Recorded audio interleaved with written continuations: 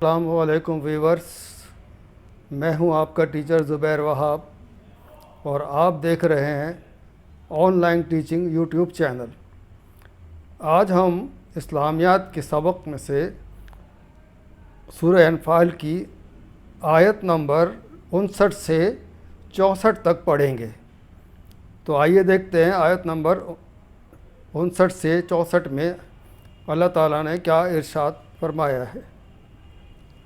59 آیت میں ہے، اور کافر یہ نہ خیال کریں کہ وہ بھاگ نکلے ہیں، وہ اپنی چالوں سے ہم کو ہرگز عاجز نہیں کر سکتے، اور جہاں تک ہو سکے فوج کی جمعیت کے زور سے اور گھوڑوں کے تیار رکھنے سے ان کے مقابلے کے لیے مستعد رہو کہ اس سے خدا کے اور تمہارے دشمنوں اور ان کے سوا اور لوگوں پر جن کو تم نہیں جانتے اور خدا جانتا ہے ہیبت بیٹھی رہے گی، اور تم جو کچھ راہ میں خدا خرچ کرو گے اس کا ثواب تم کو پورا پورا دیا جائے گا، اور تمہارا ذرا نقصان نہیں کیا جائے گا۔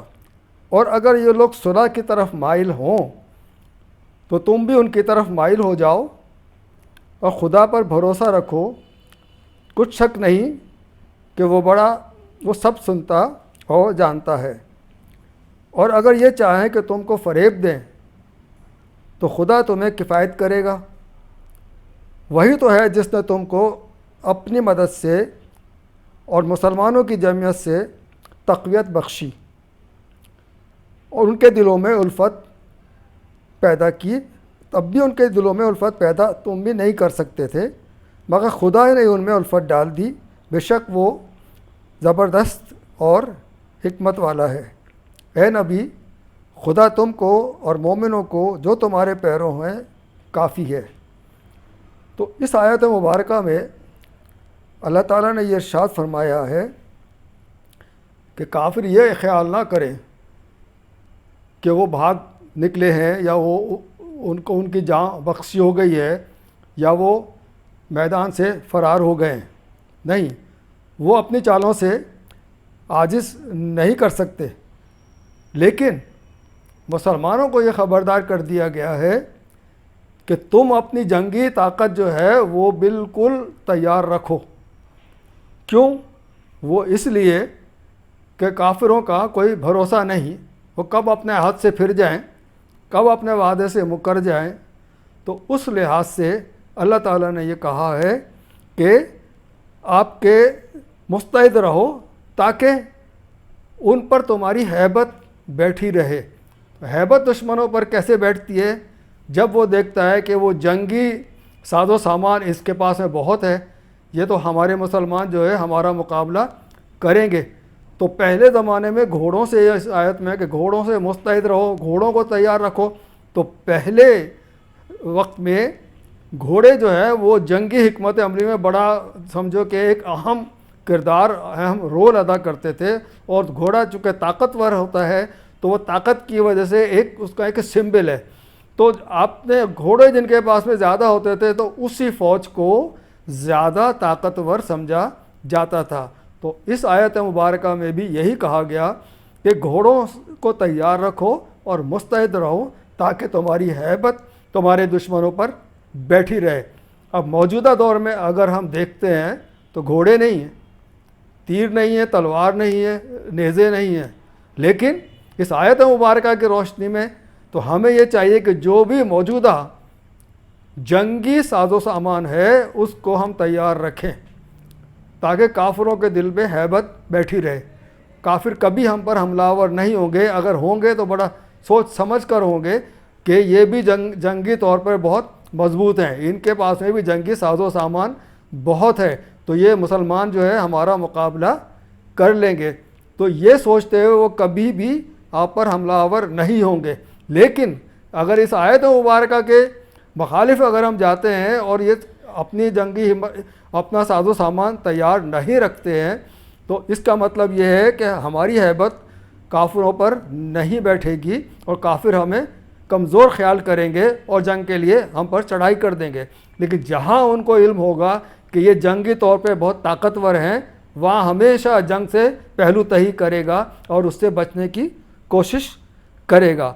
اور اللہ تعالیٰ نے یہی کہا کہ وہ جو ہے کہ تمہارے اس کے سوا تمہارے دشمنوں اور ان کے سوا لوگوں پر جن کو تم نہیں جانتے، یعنی ایک تو کھلا دشمن ہے جن کو جانتے ہیں کہ یہ جو ہے مسلمانوں کا دشمن ہے، اس پر جو ہے نا وہ کیا کہتے ہیں مسلمان جو ہے جانتے ہیں۔ بہت سارے چھپے دشمن بھی ہوتے ہیں جو کہ مسلمان نہیں جانتے، جو کہ پہلے زمانے میں بھی تھے اور آج کے دور میں بھی ہیں۔ تو اللہ تعالیٰ نے یہ کہا کہ تم نہیں جانتے، خدا جانتا ہے۔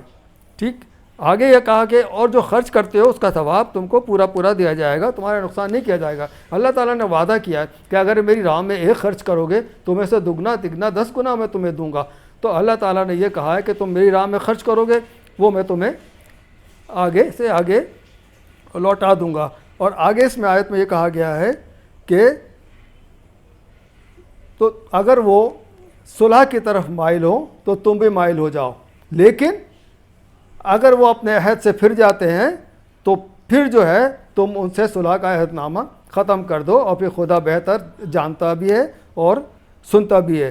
اور اگر یہ چاہیں تم کو فریب دیں، یعنی صلح کر لیا پھر فریب دیں گے، تو اس صورت میں یہ کہا گیا کہ ان کے مقابلے کے لیے پھر جنگ کے لیے آپ تیار رہو، تاکہ یہ جو ہے ان کو یہ معلوم ہو جائے کہ مسلمان جو ہے وہ بہت جنگی طاقتور ہیں اور اپنے جو ہے وہ طاقت رکھتے ہیں جنگی طور پہ۔ اگر ہم نے صلح کی تو یہ مائل ہو گئے، لیکن اگر ہم نے ان کو فریب دیا تو یہ پھر جو ہے ہم سے جنگ کریں گے۔ اور لازمی بات ہے کہ اللہ تعالیٰ کا وعدہ ہے کہ وہ جنگ میں مسلمانوں کو فتح یاب کرتا ہی ہے۔ اب ہم یہ نوٹس سے دیکھتے ہیں کہ ہم نے بک سے آپ کو کی تشریح کی ہے، بتایا ہے آپ کو، اب نوٹس سے دیکھتے ہیں کہ ہم نے آگے اس کو کس طرح تفصیل سے پڑھیں گے۔ ہمیں ایک سوال ہے کہ جہاد کی تیاری کے بارے میں اللہ تعالیٰ نے جو احکامات دیے ہیں وہ مندرجہ ذیل ہیں۔ جنگی قوت، یعنی اپنی قوت کو جنگی حکمت عملی سے تیار رکھو۔ گھوڑوں کو تیار رکھنا، یعنی گھوڑے طاقت کی نشانی ہے۔ تو اب پہلے وقت میں گھوڑے ہوتے تھے، اب نہیں ہیں، لیکن ہم کیا کریں، ٹینک تیار رکھیں، میزائل تیار رکھیں، بہتر سے بہتر میزائل بنائیں، بہتر سے بہتر جہاز، جنگی جہاز بنائیں تاکہ وہ دشمن کا مقابلہ کر سکیں۔ دشمنوں کو خوفزدہ رکھنا، جب تک دشمن خوفزدہ ہم سے رہے گا وہ ہم پر کبھی حملہ آور نہیں ہوگا۔ تو یہ اللہ تعالیٰ نے یہی کہا کہ مسلمانوں کے خلاف حملہ کرنے کی وہ جرت نہیں کر سکتا کہ اگر اس کو معلوم ہو جائے کہ مسلمان بہت طاقتور ہیں۔ اللہ تعالیٰ کی راہ میں خرچ کرنا، جیسے ہم نے کہا کہ اللہ تعالیٰ نے کہا کہ جو میری راہ میں تم خرچ کرو گے میں اس کا پورا اس کا جو ہے آپ کو ثواب دوں گا۔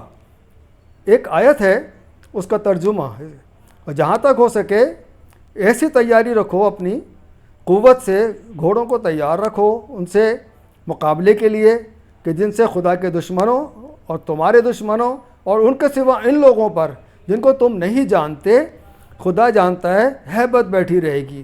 یعنی ایک تو ہے کھلا دشمن، یعنی کفار ہے، وہ سامنے ہی ہے۔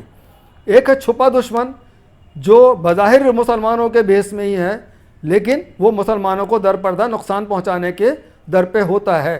تو اللہ تعالیٰ نے اس آیت میں یہی کہا گیا کہ کھلا دشمن سے تم نمٹ لو گے، لیکن چھپے دشمن سے کیسے نمٹو گے؟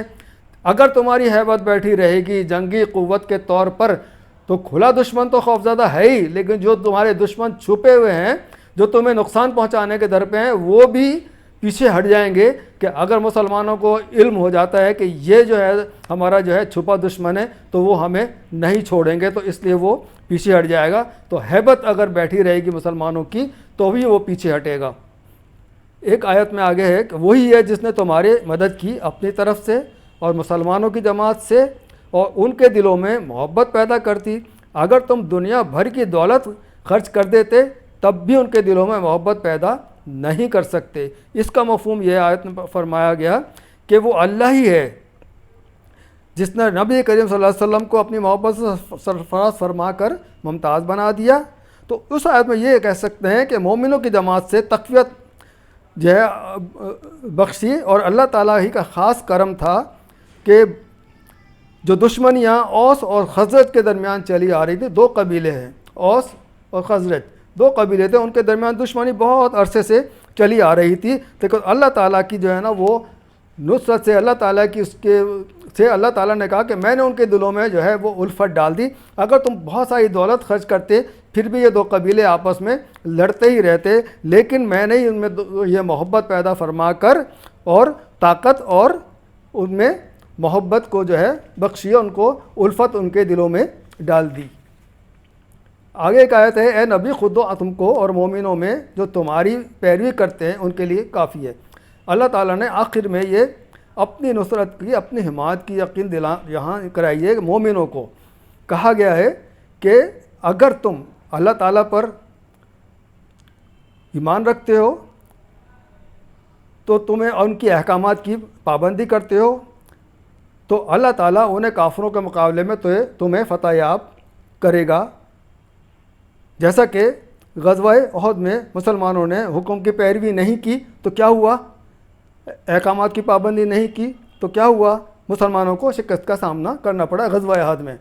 اگر وہ اللہ تعالیٰ کے حکم کو مانتے اور رسول اللہ صلی اللہ علیہ وسلم کی پیروی کرتے تو انہیں شکست کا سامنا کرنا نہیں پڑتا۔ تو اس آیت میں یہی کہا گیا کہ تمہیں اور تمہارے مومنوں کو، اگر تم اللہ کی پیروی کرتے ہیں اور پھر وہ تمہاری پیروی کرتے ہیں تو پھر ان کے لیے فتح ہی فتح ہے۔ تو ناظرین، یہ ہم نے آیت نمبر پڑھی ہے 59 سے 64 تک۔ اگر یہ آپ کو اسباق اچھے لگے ہوں تو اس چینل کو سبسکرائب کیجیے، بیل آئیکن کو پریس کر دیجیے تاکہ آئندہ آنے والی ویڈیوز آپ کو متواتر ملتی رہیں۔ السلام علیکم ورحمۃ اللہ وبرکاتہ۔